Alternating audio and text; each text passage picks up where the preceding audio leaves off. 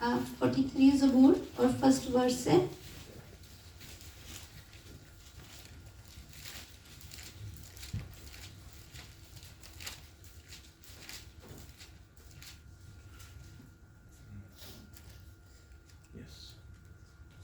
ऐ खुदा मेरा इंसाफ कर और बेदीन कौम के मुकाबला में मेरी वकालत कर और दगाबाज और बेइंसाफ आदमी से मुझे छुड़ा। क्योंकि मेरी कुव्वत का खुदा है, तूने क्यों मुझे तरक कर दिया? मैं दुश्मनों के जुल्म के सबब से क्यों मातम करता फिरता हूँ? अपने नूर और अपनी सच्चाई को भेज, वही मेरी रहबरी करे, वही मुझको तेरे कोहे मकदस और तेरे मस्कनों तक पहुँचाए। तब मैं खुदावन के मस्का के पास जाऊंगा, खुदा के हुजूर जो मेरी कमाई खुशी है। ऐ खुदा मेरे खुदा, मैं सितार बजा कर तेरी सताइश करूंगा। आखिरी आयत हम मिलके पढ़ेंगे। ऐ मेरी जान तू क्यों गिरी जाती है, तू अंदर ही अंदर क्यों बेचैन है? खुदा से उम्मीद रख, क्योंकि वो मेरे चेहरे की रौनक और मेरा खुदा है, मैं फिर उसकी सताइश करूंगा। आमीन। आप सब बैठ सकते हैं। हम सब आंखें बंद करें और खुदा की हजूरी को महसूस करें। ऐ बाप, तेरे बेटे यीशु के नाम से तेरी हजूरी में आती हूँ। ऐ बाप, मैं तुझे चाहती हूँ और तेरी शुक्रगुजारी करती हूँ जो आपने मुझे इस काबिल समझा कि मैं आपकी कलाम मुकद्दस में से बोलूँ और पाकरू, जैसा कि कलाम मुकद्दस में लिखा है कि तू सब बातें सिखाता है। पाकरू मुझे सिखा, पाकरू जो बातें आपने मुझे सिखाई है मुझे सामर्थ्य दीजिएगा कि मैं वो बोल सकूं, मैं अपने बहन भाइयों को भी बता सकूं मेरे प्यारे पाकरू जी। और पाकरू जी तू नहीं है तो मैं आगे नहीं बढ़ सकती। पाकरू मैं तुझे चाहती हूँ, तेरा मसा चाहती हूँ और मैंने सब कुछ मांगा और पा लिया यीशु के नाम से, आमीन।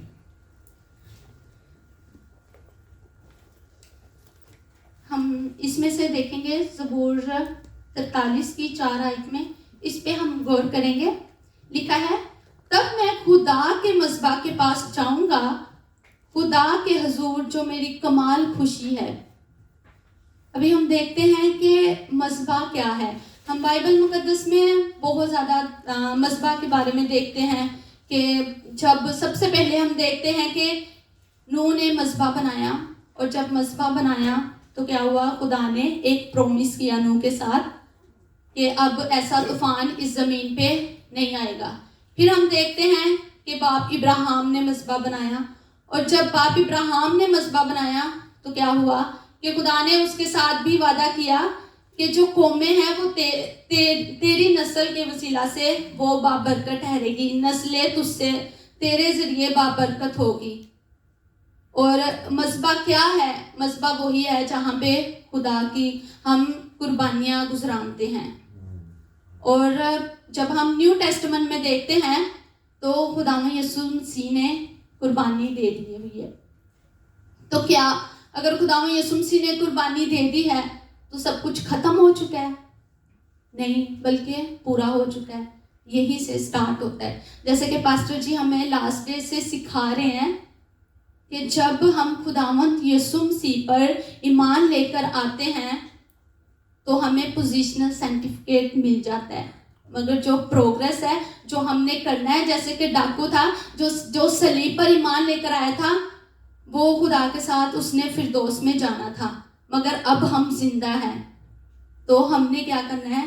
हमने अभी कुछ काम करना है। अभी से हमारा काम स्टार्ट होता है। जब हम खुदा के कलाम मुकद्दस में देखते हैं तो सबसे पहले क्या बनाया गया? मस्बा बनाया गया। और उसके बाद सुलेमान ने हैकल बनाई। हैकल में क्या बनाया? खुदा का मस्बा बनाया। और जब हम खुदावंद यीशु मसीह पर ईमान ले आते हैं, जब हम खुदावंद यीशु मसीह की मौत का इकरार करते हैं तो हमारा जो अपना दिल है, जो हमारा बदन है, वो क्या है? वो खुदा का मकदस है। तो जहाँ पे खुदा की हैकल होगी वहाँ पे मस्बा भी ज़रूरी है। जब हम खुदा के कलाम मुकद्दस में देखेंगे रोमियो 1 बाप और उसकी 12 आयत, कोई पढ़ते मेरे लिए? अर्थात यह कि जब मैं तुम्हारे बीच में हूँ तो हम उस विश्वास के द्वारा जो मुझ में और तुम में है एक दूसरे से प्रोत्साहन पाएं। रोमियो 1:12। गर्ज मैं भी तुम्हारे दरमियान होकर तुम्हारे साथ उस अमान के बाइस तसल्ली पाऊं जो तुम में और मुझ में दोनों में है। 12 की। इसलिए हे भाइयों, मैं तुमसे परमेश्वर की दया स्मरण दिलाकर विनती करता हूँ कि अपने शरीरों को जीवित और पवित्र और परमेश्वर को भावता हुआ बलिदान करके चढ़ाओ और खुदा को पसंदीदा। अभी कौन सी कुर्बानी? जिंदा। तो जिंदा कुर्बानी कौन सी है? जब हम जेनेसिस में, जब हम पैदाइश में देखते हैं तो आदम के लिए एक बात कही गई थी। खुदा ने कहा था कि जिस दिन तूने ये फल खाया तू मर गया। तो मरे हुए की कुर्बानी नहीं होती। तो जिंदा खुदा आज कौन सी कुर्बानी चाहता है? जिंदा कुर्बानी चाहता है। और जिंदा कुर्बानी कौन सी है? जब हम में खुदा की आज्ञाकारी नहीं होगी, जब हम खुदा की आज्ञाकारी में होगी। और हम देखते हैं खुदा को कौन सी कुर्बानी पसंद है? पसंदीदा और पवित्र। अब हम देखते हैं, हम कहते हैं हमें खुदा की प्रेजेंस चाहिए। खुदाया हम तेरी हजूरी को चाहते हैं। हमें खुदा की हजूरी ज़्यादा चाहिए या हमें ये चाहिए कि खुदा हमसे पसंद होता है? हम जब कलाम मुकद्दस में से देखते हैं, जब इसराइल के लिए खुदा ने चट्टान में से पानी निकाला था तो वहाँ पे खुदा की हजूरी थी, मगर खुदा उनसे पसंद नहीं था। और जब खुदावंद यीशु मसीह ने सलीब पर जान दी तो खुदा की हजूरी भी थी और खुदा ने कहा ये मेरा प्यारा बेटा है जिससे मैं खुश हूँ। तो आज हम लोगों ने हजूरी तो जो खुदा की चाहनी है, हमने अपने आप को खुदा के लिए ऐसी कुर्बानी होने के लिए पेश करना है कि खुदा हमारी जिंदगी से खुश हो। हम खुदा के कलाम मुकद्दस में से देखेंगे दूसरा तवारीख 7:7।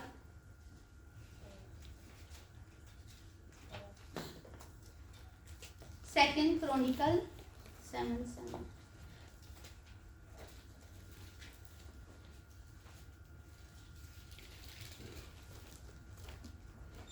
और सुलेमान ने उस सहन के बीच के हिस्सा को जो खुदावंद के घर के सामने था मुकद्दस किया, क्योंकि उसने वहाँ सोख्तनी कुर्बानियाँ और सलामती की कुर्बानियाँ की चर्बी चढ़ाई, क्योंकि पीतल के उस मज़बा पर जिसे सुलेमान ने बनाया था सोख्तनी कुर्बानी और नज़र की कुर्बानियाँ और चर्बी के लिए गुंजाइश न थी। हम देखते हैं यहाँ पे सुलेमान बादशाह ने हैकल में मज़बा बनाया जहाँ पे कुर्बानी चढ़ाई जाए। आज हम खुदा के मज़बा हैं। क्या आज हम अपने आप को कुर्बान कर रहे हैं? जब हम कैसे कुर्बानी, आज के दौर में खुदावंद यीशु मसीह ने कुर्बानी दे दी हुई है। ये फजल का दौर है। जब हम अब्रानियों 13 बाब और उसकी 15 आयत पढ़ते हैं तो वहाँ पे लिखी है हमने कैसे कुर्बानी देनी है। आज की हमारी कुर्बानी क्या है? अब्रानियों 13 बाब और 15 आयत। इसलिए हम उसके द्वारा प्रतिरूपी बलिदान अर्थात उन होठों का फल जो उसके नाम का अंगीकार करते हैं परमेश्वर को सर्वदा चढ़ाया करें। यस, हमने खुदावंद यीशु मसीह का अंगीकार करना है। हमने खुदावंद यीशु मसीह का अपनी जुबान से इकरार करना है और हमेशा खुदावंद यीशु मसीह की शुक्रगुजारी करनी है। हम देखते हैं जब भी किसी ने भी मज़बा बनाया है, जब भी किसी ने कुर्बानी दी है तो खुदा ने वहाँ पे बात की है। और फिर जब हम दूसरा तवारीख 7 बाब और उसकी 12 से 16 पढ़ते हैं, सेकंड क्रॉनिकल 7 चैप्टर 12 to 16 जब हम पढ़ते हैं तो यहाँ पे खुदा का प्रॉमिस है। तब यहोवा ने रात में उसको दर्शन देकर उससे कहा, मैंने तेरी प्रार्थना सुन ली और इस स्थान को यज्ञ के भवन के लिए अपनाया है। यदि मैं आकाश को ऐसा बंद करूं कि वर्षा ना हो तो टिड्डियों को देश उजाड़ने की आज्ञा दूं या अपनी प्रजा में मरी फैलाऊंगा, तब यदि मेरी प्रजा के लोग जो मेरे कहलाते हैं दीन होकर प्रार्थना करें और मेरे दर्शन के खोजी होकर अपनी बुरी चाल से फिरे, तो मैं स्वर्ग में से सुनकर उनका पाप क्षमा करूंगा और देश को ज्यों का त्यों कर दूंगा। यस, जब सुलेमान बादशाह ने वेदी बनाई, कुर्बानियां चढ़ाई, जब सलमान बादशाह ने शुक्रगुजारी की, तो खुदा ने उससे बात की, खुदा ने उसके साथ प्रॉमिस किया, खुदा ने उसके साथ वाचा बांधी।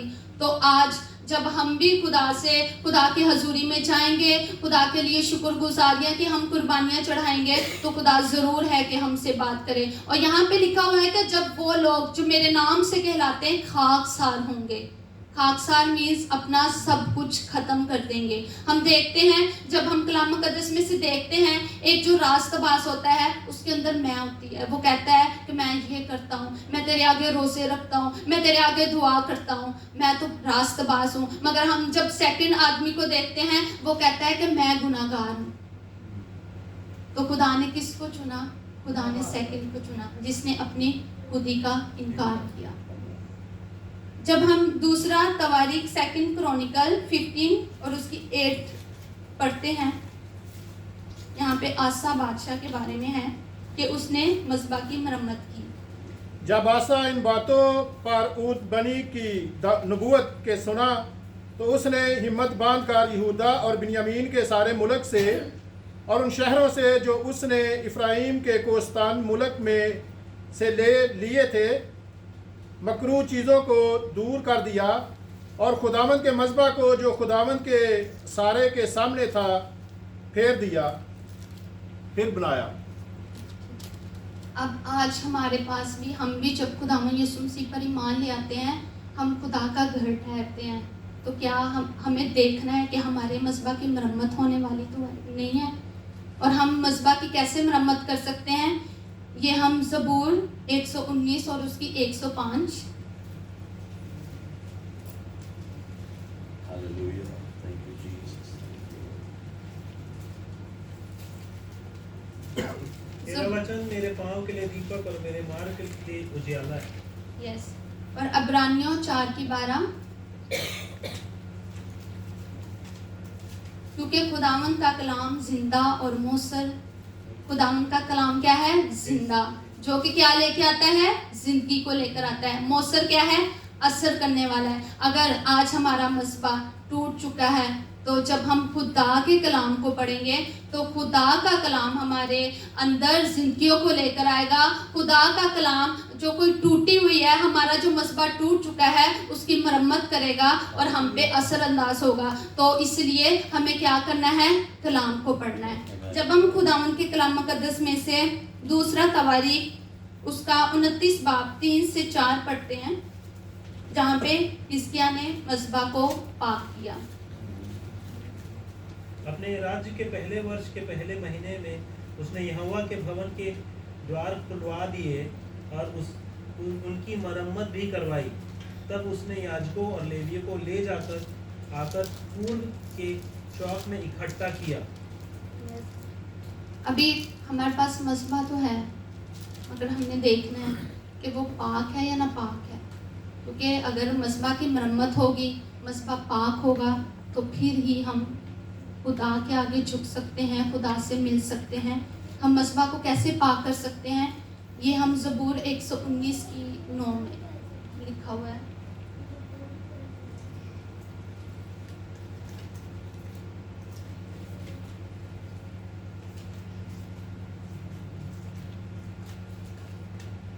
जवान अपनी चाल को किस उपाय से शुद्ध रखे, तेरे वचन के अनुसार सावधान रहने से। खुदा का कलाम, हम खुदा का कलाम अगर पढ़ते हैं और उस पर अमल नहीं करते, तो हम पाक नहीं बन सकते। और हम मस्बा को कैसे पाक कर सकते हैं? खुदा के कलाम पर अमल करने से। और जब हम खुदा के कलाम मुकद्दस में से पढ़ते हैं, दूसरा तवारीख 34 उसका 1 का 5। यूसिया 8 बरस का था जब वो सल्तनत करने लगा और उसने 21 बरस यरूशलेम में सल्तनत की। उसने वो काम किया जो खुदावंद की नज़र में ठीक था और अपने बाप दाऊद की राहों पर चला और दाएं या बाएं हाथ ना मुड़ा, क्योंकि यूसिया सल्तनत के 8वें बरस जब वो लड़का ही था, वो अपने बाप दाऊद के खुदा का तालब हुआ और 12 बरस में यहूदा और यरूशलेम को ऊंचे मकामों और सिरों और खोदे हुए बुतों और डाली हुई मूर्तियों से पाक करने लगा। और लोगों ने उसके सामने बलीम के मजबों को ढा दिया और सूरज की मूर्तियों को जो उनके ऊपर ऊंची थी उसने काट डाला। और सीरतों और खोदी हुई मूर्तियों और डाली हुई मूर्तियों को उसने टुकड़े टुकड़े करके उनको ढा दिया और उसको उनकी कब्रों पर बथेरा जिन्होंने उनके लिए कुर्बानियां चढ़ाई थी।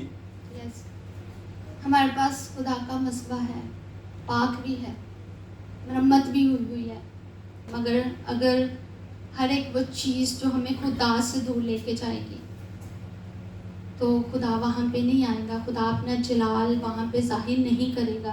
क्योंकि मस्बा का क्या मतलब है? जहाँ पे खुदा मौजूद होता है, जहाँ पे खुदा अपने जलाल को जाहिर करता है। आज बाल नहीं है, आज कोई बहुत बड़े बुत नहीं है, आज हमारी ज़िंदगी में बहुत चीज़ें हो सकती हैं। जैसे कि इंसान होते हुए हस्बैंड के लिए वाइफ खुदा से बढ़ के हो सकता है, वाइफ के लिए हस्बैंड खुदा से बढ़ के हो सकता है, बच्चों माँ बाप के लिए बच्चे खुदा से बढ़ के हो सकते हैं। हम देखते हैं आदम के बारे में, जब हम देखते हैं आदम को देखते हैं तो उसने खुदा से ज़्यादा हवा को उसने अहमियत दी, उसने वहाँ पे बुत परस्ती की। हम जब इब्राहिम को देखते हैं, जो उसकी ब्लेसिंग थी वो क्यों देरी हुई? क्योंकि उसने सारा को ज़्यादा इम्पोर्टेंट दी। और जब इब्राहिम ने सारा और अपने बेटे दोनों को पीछे रख के अपने बेटे को बलिदान के लिए ले गया तो खुदा ने वहाँ पर उसके लिए वादा पूरा किया। तो आज जैसा कि कलाम मुकद्दस में लिखा है, हम पहला कुरिन्थियों 10:14 पढ़ते हैं तो वहाँ पे खुदा ने कहा है, ऐ प्यारो बुत परस्ती से भागो। तो हमें बुत परस्ती से भागना है। और हम देखते हैं खुदावंद के कलाम मुकद्दस में से जब हम मकाशफा पढ़ते हैं 1 बाब और उसकी 6 आयत, हमने जहाँ पे सारा पढ़ा है कि किस किस ने मस्बा की तमीर की, किस किस ने मस्बा को बनाया। वो कौन थे? बादशाह थे। कौन अंदर जाते थे मस्बा में, पाक तरीन मकान में? वो काहिन थे। मगर जब हम खुदावंद यीशु मसीह पर ईमान ले आते हैं तो फिर हम बादशाह और काहिन बन जाते हैं। आज हम लोगों ने खुद अपना मस्बा, जो हमारा मस्बा है उसको हमने खुद बनाना है। आज हमने, अगर हम काहिन हैं तो काहिन का क्या काम था? वो मुकद्दसीन के लिए दुआ करते थे। आज हमने खुदा के, जब हमने मस्बा पर जाना है तो हमें खुदा को प्रेज देना है। जैसे कि पास्टर जी ने हमें बहुत डिटेल के साथ बताया था खैमा इज्तिमा के बारे में, मस्बा के बारे में, आउटर सहन, पाक मकान और पाक तरीन मकाम। आउटर कौन है? दरवाज़ा कौन है? खुदावंद यीशु मसीह है। वहाँ पे लोग आते हैं और जाते हैं। हमने सोचना है कि हम वो आने जाने वाले तो नहीं हैं कि हम आ रहे हैं बस मांग रहे हैं खुदा की कुर्बानी, कि हम बस अपने गुनाहों का इकरार कर रहे हैं और चले जाते हैं। हमने आज अपनी ज़िंदगी पर गौर करना है, हमने ये देखना है, हमने आज ये डिसीजन लेना है, क्या हम वो तो नहीं है कि जो हम खुदा को सिर्फ देखने के लिए आते हैं, छूने के लिए नहीं आते। हमने खुदा को छूने के लिए आना है। जैसे कि मूसा खुदा को छूने के लिए उसने चाहत रखी, उसने खुदा को देखने की चाहत रखी। और इसी तरह जब हम खुदा के कलाम मुकद्दस में से देखते हैं कि जब वो पाक तरीन मकाम है उसमें शुक्रगुजारी, और पाक मकाम में शुक्रगुजारी और पाक तरीन मकाम में काहिन अंदर जाता था और प्रेयर करता था, डायरेक्ट उसका खुदा के साथ इनकाउंटर होता था। और खुदा आज हमसे चाहता है कि हम डायरेक्ट खुदा के साथ इनकाउंटर करें। जब 12 शिगिर्द थे, 12 शिगिर्द सभी कह सकते थे कि यीशु हमें भी पानी पे चलना है, मगर एक ने ही हिम्मत की थी कि मुझे पानी पर चलना है, तो यीशु ने बोला था आ जा। हम देखते हैं पौल को ही खुदा 7 स्काई पे क्यों लेके गया? क्योंकि वो खुदा की प्रेजेंस में था, वो खुदा के मस्बा पे था, तो इसलिए खुदा उसको कहाँ पे ले गया? 7वें आसमान पे ले गया। आज हमारी दुआएं लेने देने वाली है या कौन सी है? क्योंकि जो कुर्बानी है वो शुक्रगुजारी की है। अगर तो हम खुदा के मस्बा पे शुक्रगुजारी के लिए हम जाते हैं, खुदा को देखने की चाहत करते हैं, खुदा चाहता है, खुदा उधर वेट कर रहा है कि ये मुझसे बात करने के लिए आए, बट हम दरवाजे से ही बाहर चले जाते हैं। Amen. Thank you, Jesus. जब हम खुदा के कलाम मुकद्दस में से पहला सैमुएल 2 बाब पर उसकी 18 आयत को देखते हैं, तो वहां पे लिखा है जो सैमुएल था वो खुदा के खेमा के पास हर रोज खिदमत करता था। और सैमुएल जो लड़का था कितान का फूद पहने हुए खुदावंद के हुजूर खिदमत करता था। और आगे हम पहला सैमुएल 3 बाब उसकी 1 से 4 पढ़ेंगे। और वो लड़का सैमुएल एली के सामने खुदावंद की खिदमत करता था, और उन दिनों में खुदावंद का कलाम गिरान कदर था, कोई रोया बरमला ना होती थी।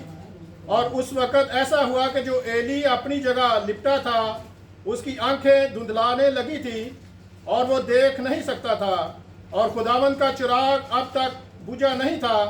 और सैमुएल खुदावंद की हैकल में जहाँ खुदा का संदूक था लेटा हुआ था, तो खुदा ने सैमुएल को पुकारा, उससे कहा मैं हाजिर हूँ।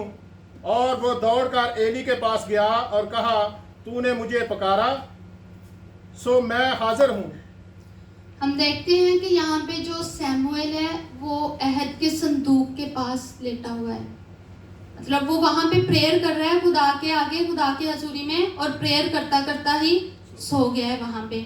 और मगर जो एली है, इसका मतलब है कि वो अहद के संदूक से दूर है, और वो जब उसको आवाज आती है तो वो एली के पास भाग के जाता है।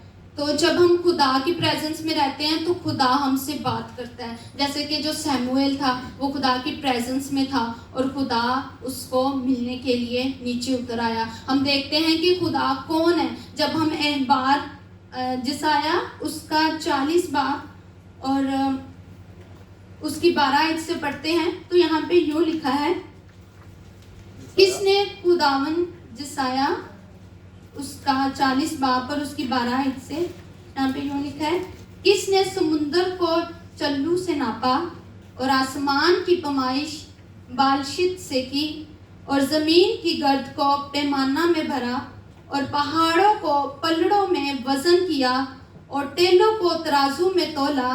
किसने खुदावन की रूह की हदायत या उसका मशीर होकर उसे सिखाया? उसने किस से मशवरत ली है जो उसे तालीम दे, उसे अदालत की राह समझाए, उसे मार्फत की बात बताएं, उसे हिकमत की राह से आगाह करे। देख कौमें डोल की एक बूंद की मानिद हैं, धूल की एक बूंद की मानिद है, और तराजू की बारीक गर्द की मानिद गिनी जाती है। देख वो जजीरों को एक जर्रा की मानिद उठा लेता है। हमारा कौन खुदा है यहाँ पे जिसके आगे हम झुकते हैं, जिसको हम पुकारते हैं? ये वाला खुदा नीचे उतर आता है हमसे मिलने के लिए। जब हम पाक तरीन मकाम में जाते हैं, जब हम अपना मस्बा बनाते हैं। तो मेरे अजीजों, आज आप लोगों ने डिसाइड करना है कि आपने कौन सा मस्बा बनाया हुआ है, आने जाने वाला, मांगने वाला, या फिर डायरेक्ट इनकाउंटर वाला। खुदावंद आप सबको बरकत दे।